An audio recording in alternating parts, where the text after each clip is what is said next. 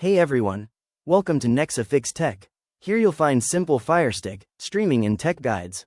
Let's get started. Trying to install apps on your FireStick but don't know where to start?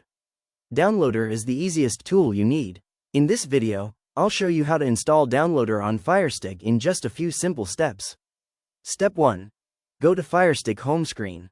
Turn on your FireStick and make sure you are on the home screen. From the top menu, scroll and select the Find option. Step 2. Search for Downloader. Inside the Find section, select the Search option. Using your FireStick remote, type Downloader in the search bar. Step 3. Select and install Downloader. Open the Downloader app from the search results. Click on the Download or Get button. Wait for the app to download and install on your FireStick. Step 4. Open Downloader app. Once the installation is complete, click on Open. When you launch Downloader for the first time, it may ask for permission. Select Allow to give the required permissions. Step 5. Complete initial setup. After allowing permissions, you will see the Downloader home screen.